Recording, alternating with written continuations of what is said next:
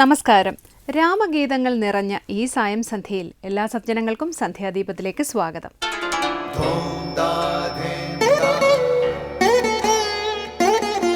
ശുഭം ഭവതു കല്യാണമായുസാരോഗ്യവർദ്ധനം സർവദുഃഖ വിനാശായ സന്ധ്യാദീപം നമോസ്തുതേ. നാമം ജപായനം പുണ്യം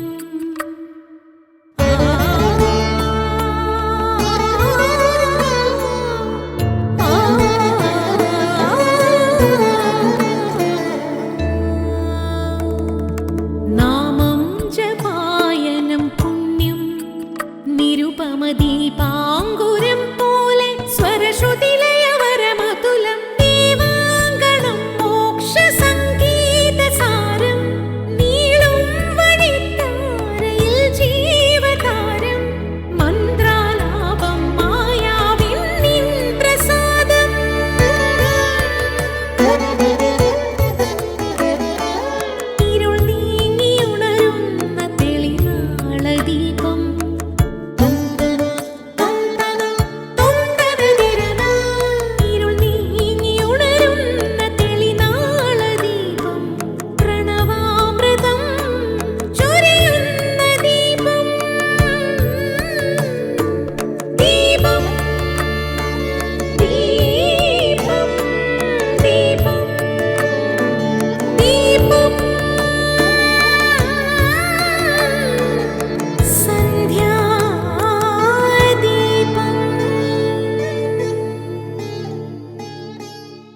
പരിധി തന്നിൽ തിരമാലകളെന്ന പോലെ ഭാരതീ പദാവലി തോന്നേണം കാലേ കാലേ പാരാതെ സലക്ഷണം മേന്മേൽ മംഗളശീലേ.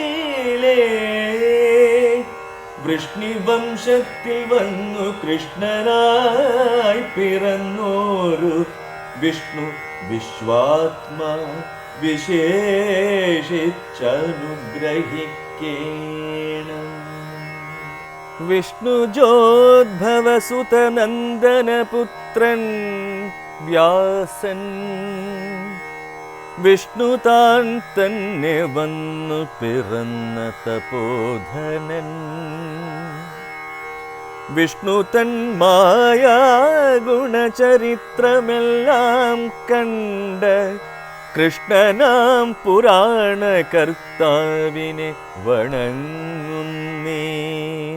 രാമായണത്തിന്റെ മഹത്വവും പ്രസക്തിയും പ്രാധാന്യവും അടിസ്ഥാനമായിരിക്കുന്നത് അതിൻ്റെ ചരിത്ര പശ്ചാത്തലത്തിൽ മാത്രമല്ല, അതിൻ്റെ ഉള്ളടക്കമായ തത്വങ്ങളിലും കാലദേശാധിവർത്തികളായ സനാതന മൂല്യങ്ങളിലുമാണ്, വിജ്ഞാനത്തിലും ലോകവീക്ഷണത്തിലുമാണ്. അവതാരമൂർത്തികളായ കഥാപാത്രങ്ങളുടെ ആദർശപരതയിലും ആധ്യാത്മിക സ്വഭാവത്തിലുമാണ്. രാമായണത്തിലെ ആത്മീയത അതിനെ സാർവലൗകികമാക്കുന്നു. മനുഷ്യനായ മര്യാദാ പുരുഷോത്തമനായ രാമനെയാണ് വാൽമീകി അവതരിപ്പിക്കുന്നത്. അദ്ദേഹത്തിൽ പിൽക്കാലത്ത് ദിവ്യത്വം ആരോപിക്കപ്പെടുകയായിരുന്നു എന്നൊരു വാദമുണ്ട്. ഈശ്വരാവതാരമായ ശ്രീരാമൻ്റെ ജീവിതചിത്രം അതിൽ കാണാനാകുന്നില്ല എന്നാണ് ഇക്കൂട്ടരുടെ വാദം. ഈശ്വരാവതാരം എന്ന് പ്രസ്താവിച്ച ശേഷം രാമൻ്റെ മാനുഷഭാവങ്ങളെ വരച്ചുകാട്ടിയിരിക്കുന്നു എന്നതാണ് വാസ്തവം. മാനുഷഭാവങ്ങളിലെ പൂർണ്ണതയായി പ്രകടമാക്കുന്നത് ഈശ്വരീയതയുടെ പരിപൂർണതയെ തന്നെയാണ്. ആചാര്യന്മാരുടെ അഭിപ്രായം, രാവണനിൽ കേന്ദ്രീകരിച്ചിരിക്കുന്ന അധാർമികതയിൽ നിന്ന് പ്രപഞ്ചത്തെ രക്ഷിക്കണമെന്ന ദേവന്മാരുടെ പ്രാർത്ഥനയെ മാനിച്ച് ഈശ്വരൻ മാനുഷഭാവം സ്വീകരിച്ചുവെന്ന് വാൽമീകി വിവരിക്കുന്നു. മനുഷ്യർക്ക് ശിക്ഷണവും പരിശീലനവും നൽകുന്നതിനായി പരിമിതമായ മാനുഷഭാവത്തെ അവലംബിച്ച് സ്വന്തം ജീവിതത്തെ അർത്ഥസമ്പുഷ്ടമാക്കുക എന്ന ലക്ഷ്യത്തോടെ വേണം ഓരോരുത്തരും രാമായണത്തെ സമീപിക്കാൻ. തുടർന്ന് ശ്രീ കാവാലം ശ്രീകുമാർ ശിവാനന്ദലഹരി ആലപിക്കുന്നത് കേൾക്കാം.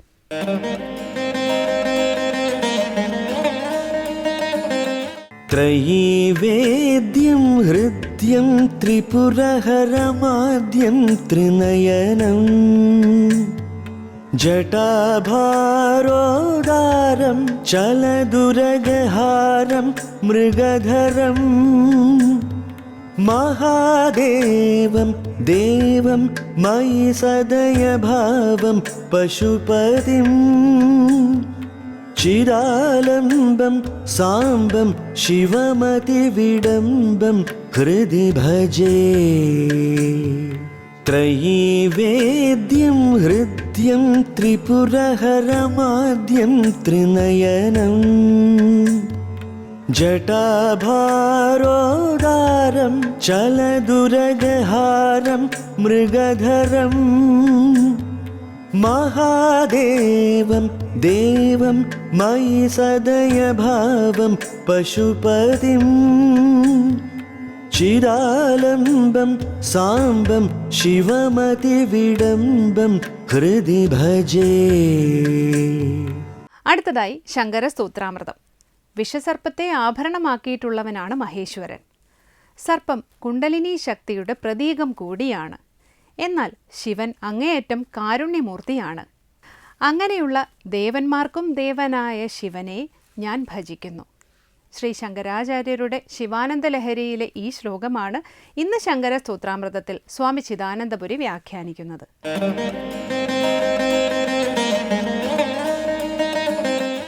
ശങ്കരകൃതികളിൽ ശിവാനന്ദ ലഹരിയിൽ മൂന്നാമത്തെ ശ്ലോകമാണ് നമ്മൾ ശ്രദ്ധിക്കുന്നത്. അവിടെ ശിവം ഹൃദി ഭജേ, ഹൃദയത്തിൽ ശിവനെ അഥവാ ശിവത്തെ ഞാൻ ഭജിക്കുന്നു. എങ്ങനെയുള്ള ശിവനെ?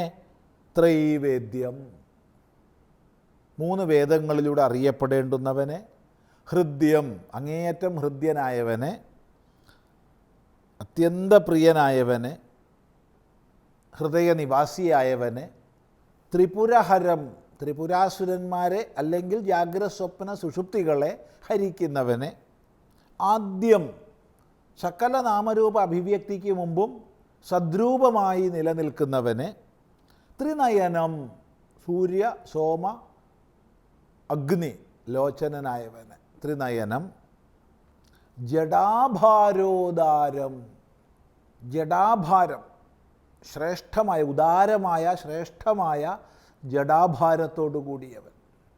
ശിവൻ്റെ സങ്കല്പത്തിൽ വൈരാഗ്യത്തിൻ്റെ ത്യാഗത്തിൻ്റെ തപസ്സിൻ്റെ പ്രതീകമായിട്ട് ജഡിയായിട്ടാണ് ശിവനെ നമ്മൾ പൂജിക്കുന്നത്.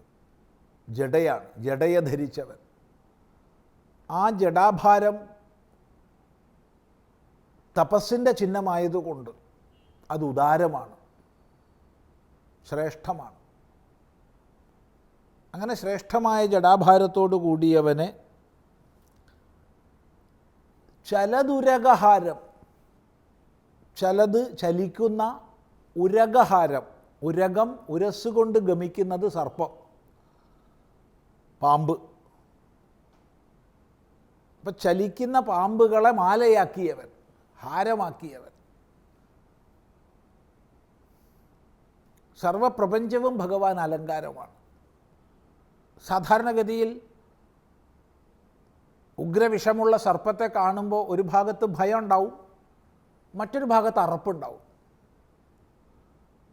അറപ്പിനും ഭയത്തിനുമൊക്കെ കാരണമായ സർപ്പം ദ്വന്ദ്വാതീതന് ഹാരമാണ്, അലങ്കാരമാണ്.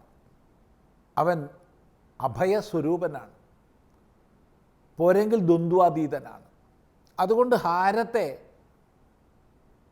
മാലകളെ അല്ല ഹാരമാക്കിയത്, പുഷ്പമാലകളല്ല, ജീവനുള്ള ചലിക്കുന്ന ഉഗ്രവിഷസർപ്പങ്ങളാണ് ശിവൻ്റെ ഹാരങ്ങൾ. ഇനി നമ്മുടെ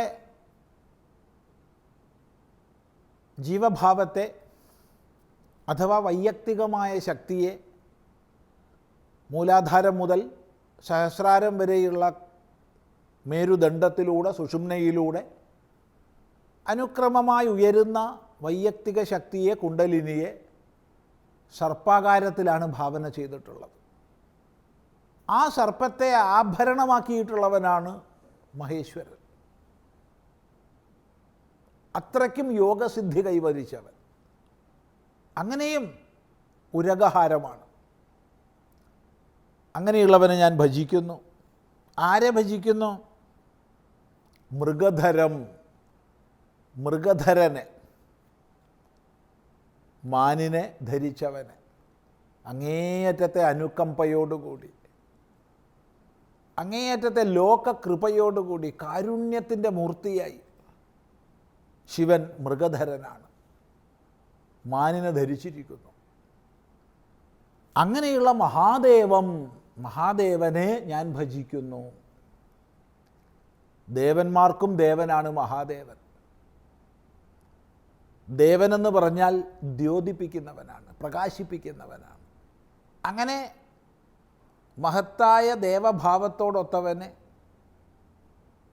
ദേവന്മാർക്കും ദേവനായവനെ ഞാൻ ഭജിക്കുന്നു. വീണ്ടും പറയാണ് ദേവം, ദേവനെ ഞാൻ ഭജിക്കുന്നു. ദേവൻ എന്നാൽ പ്രകാശിക്കുന്നവൻ, പ്രകാശിപ്പിക്കുന്നവൻ, സകല മഹിമകളെയും ദാനം ചെയ്യുന്നവൻ, ദ്യോവിൽ ആകാശത്തിൽ നിവസിക്കുന്നവൻ. ഇങ്ങനെ 4 അർത്ഥങ്ങൾ പ്രസിദ്ധങ്ങളാണ്. ദ്യോതനാദ്വ, ദീപനാദ്വ, ദാനാദ്വ, ദിവിഭവോ വാ ദേവഃ എന്നാണ് യാസ്ക മഹർഷി ദേവശബ്ദത്തിന് അർത്ഥം പറയുന്നത്.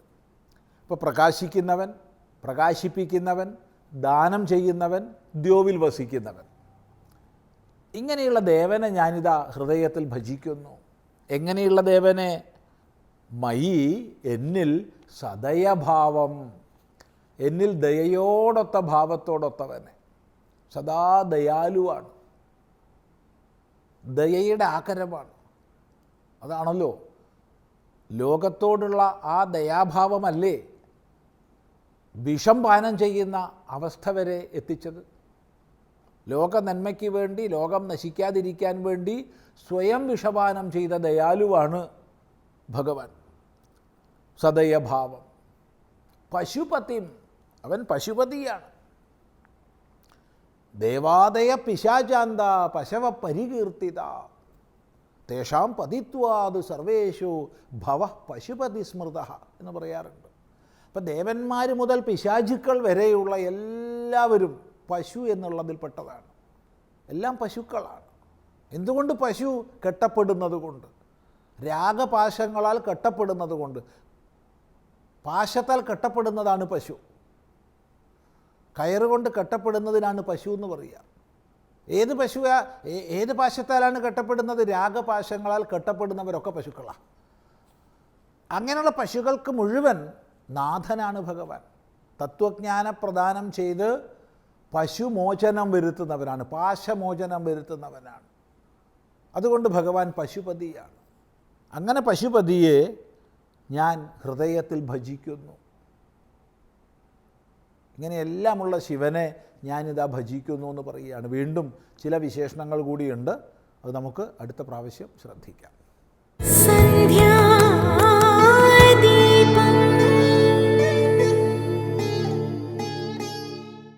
തുടർന്ന് സനാതനധർമ്മം.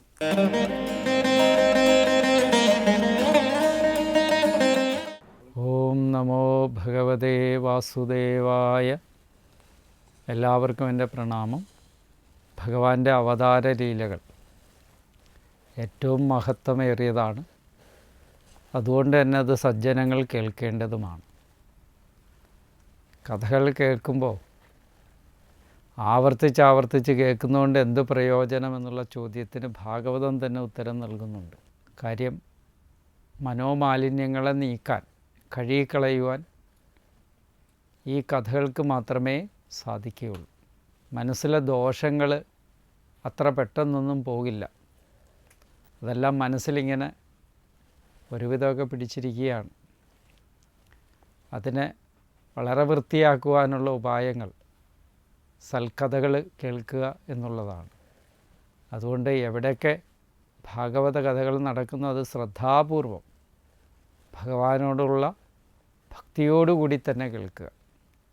അവരാണ് സജ്ജനങ്ങളും. ഇതിലെ ദോഷങ്ങളെ കണ്ടല്ല ചിന്തിക്കേണ്ടത്.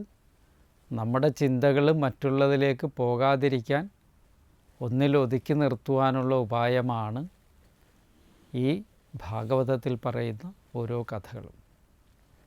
ഭഗവാന്റെ അവതാരം കൊണ്ട് മഹിമയാർന്ന അമ്പാടിയും വൃന്ദാവനും ഒക്കെ ഭഗവത് ചരിതങ്ങൾ ഇന്നും മനുഷ്യ മനസ്സുകളെ കൂടുതൽ ആകർഷിക്കുന്ന ഇടങ്ങളാണ്.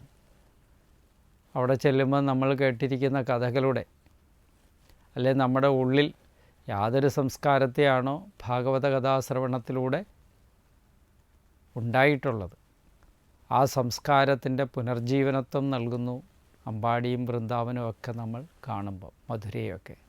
അപ്പോൾ അതൊരു നല്ല സംസ്കാരത്തെ നമ്മൾ ഉളവാക്കുമ്പോൾ കെട്ട സംസ്കാരങ്ങൾക്കൊക്കെ നമ്മുടെ ഉള്ളിൽ നിന്ന് നമ്മളിൽ ആവശ്യമില്ലാത്ത കാര്യങ്ങളിലൂടെ ആർജിച്ചു വച്ചിരിക്കുന്ന സംസ്കാരങ്ങളൊക്കെ പുറത്തു പോകാൻ സാധിക്കുന്നതാണ്.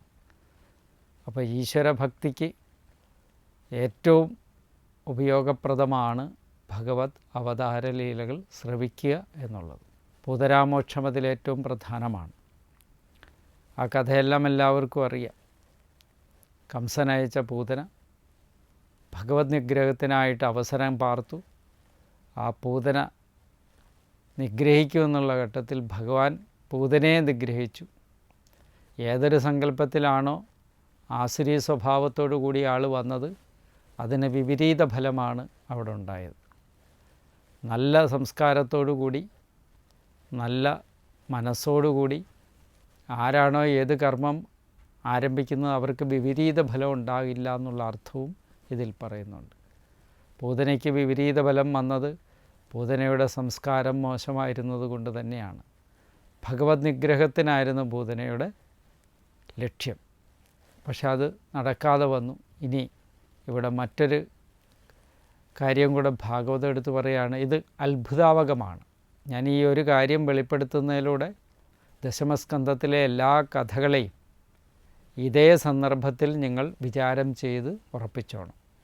ഓരോ കഥകൾക്കും അതിൻ്റേതായ മഹത്വവും അത് മനുഷ്യനിലുണ്ടാക്കുന്ന വലിയൊരു ശക്തിവിശേഷവും ഉണ്ടെന്നുള്ള കാര്യം ഓർമ്മപ്പെടുത്തിക്കൊണ്ട് എന്താണിതിലെ അത്ഭുതാവകത്വം എന്ന് ചിന്തിപ്പിക്കുന്ന രീതിയിൽ ഈ കഥയെ മാത്രം നമ്മളൊന്ന് അനാവരണം ചെയ്യുകയാണ്. യേതത് പൂതനാമോക്ഷം കൃഷ്ണസ്യ അർഭകമത്ഭുതം ശൃണുയാ ശ്രദ്ധയാ മർത്യോ ഗോവിന്ദേ ലഭതേ രതിം. പറയാണ്, യാതൊരുവൻ കൃഷ്ണൻ്റെ അർഭകം ബാലചരിതം, ഭഗവാൻ കൃഷ്ണൻ്റെ ബാല്യകാലത്തെ മഹത്വപൂർണമായ ഭക്തിസാന്ദ്രമായ കേൾക്കുന്ന സജ്ജനത്തിന് അത്രയും ആനന്ദത്തെ നൽകുന്നതായിരിക്കുന്ന ആ ബാലചരിതം അത്ഭുതമാണ്, ആശ്ചര്യഹേതുവാണ്, അത്യാശ്ചര്യമുള്ളതാണ്. അത് കേട്ടാൽ അത്രയും ആനന്ദത്തെ നൽകുന്ന, ആശ്ചര്യത്തെ നൽകുന്ന ഒന്നാണ്. ഏതതിത് പൂതനാമോക്ഷം, പൂതനാമോക്ഷത്തെ ശ്രദ്ധയ ആസ്തിക്യബുദ്ധിയോടുകൂടി ശൃണുയാത് കേൾക്കുമോ സമർത്യ, ആ മനുഷ്യൻ ഗോവിന്ദേ ഗോവിന്ദനിൽ രതിം ഭക്തിയെ ലഭതയെ പ്രാപിക്കുന്നു.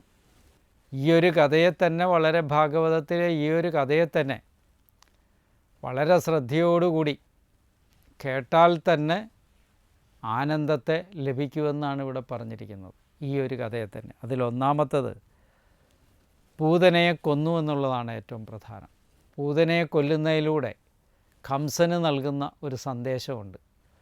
നിൻ്റെ അന്തകനായി ജനിച്ചിരിക്കുന്ന ആൾ നിന്നേക്കാളും നീ അയക്കുന്ന ആളെക്കാളും ശക്തനാണെന്നും അതിലൂടെ കംസനെ അപമാനിക്കുന്നതാണ് ഒന്നാമത്തത്. രണ്ടാമത്തതായിട്ട് തന്നെ വളർത്തുന്ന മാതാപിതാക്കൾക്ക് അത്യാശ്ചര്യകരത്വം ഉണ്ടാക്കി കൊടുത്തു. അത്ഭുതാവകനായ ഒരു ശിശുവാണ് താനെന്നുള്ള ഒരു തോന്നൽ അതുണ്ടാക്കി കൊടുത്തു പൂതനയുടെ നിഗ്രഹത്തിലൂടെ. മൂന്നാമത്തത്, പൂതന ഭഗവാനെ പോലെ അനേകം കുട്ടികളെ ഇതേപോലെ കൊല്ലാനൊരുങ്ങിയേനെ. അവരെയൊക്കെ നിഗ്രഹത്തിൽ നിന്നും, സാധാരണ ഒന്നും അറിയാത്ത കൊച്ചുകുട്ടികളുടെ നിഗ്രഹത്തിൽ നിന്ന് ഭഗവാൻ അവരെയെല്ലാം രക്ഷിച്ചു പൂതനാ നിഗ്രഹത്തിലൂടെ. മൂന്നാമത്തത് വൈരബുദ്ധിയായിരുന്നു പൂതനയ്ക്ക്. കംസനിങ്ങനെ പ്രേരിപ്പിച്ചു കൊടുത്തിരിക്കുന്ന ബുദ്ധി. ആ ബുദ്ധിയിൽ ഇങ്ങനെ എപ്പോഴും കൃഷ്ണ ഭഗവാനെക്കുറിച്ച് ചിന്തിച്ച് അങ്ങനെ വൈരബുദ്ധിയോടുകൂടി ഭഗവാനെ എങ്ങനെങ്കിലും നിഗ്രഹിക്കണം, എവിടെങ്കിലും വെച്ച് കണ്ടുമുട്ടണം എന്നുള്ള ആഗ്രഹത്തോടു കൂടി വന്നെങ്കിലും തന്നെ കൊല്ലുവാനായി വന്ന ആളെപ്പോലും മോക്ഷത്തിലേക്ക് അയച്ചു. എന്ന് പറഞ്ഞാൽ ഭഗവാന്റെ മഹത്വം അവിടെ ഏറുകയാണ്.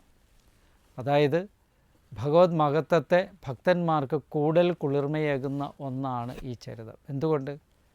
ഭഗവാനിൽ കൊല്ലാൻ വന്ന ആളെപ്പോലും മുക്തിയിലേക്ക് അയച്ച ഭഗവാൻ. അപ്പോൾ സ്നേഹിക്കുന്നവർ, ഭഗവാനെ പ്രേമിക്കുന്നവർ, ഭഗവാനോട് ഭക്തിയുള്ളവരുടെ കാര്യം പിന്നെ പറയേണ്ട കാര്യമുണ്ടോ എന്ന് നമ്മൾ ആലോചിച്ച് നോക്കുക. ഇങ്ങനെ അനവധി കാര്യങ്ങൾ ഓരോ കഥയിലൂടെയും അനാവരണം ചെയ്യുന്നുണ്ടെന്നുള്ള കാര്യം നമ്മൾ ഓർമ്മയിൽ വയ്ക്കുക. ഇതുതന്നെയാണ് ദശമസ്കന്ധത്തിൻ്റെ ഓരോ അധ്യായത്തിലും വെളിപ്പെടുത്തുന്ന മഹത്തായ തത്വം. ഓരോ കഥകളിലും ഇത് അന്തർലീനമാണ്. എല്ലാവരും അത് ചിന്തിച്ചുറപ്പിക്കണമെന്ന് ഓർമ്മപ്പെടുത്തുന്നു. നമസ്കാരം.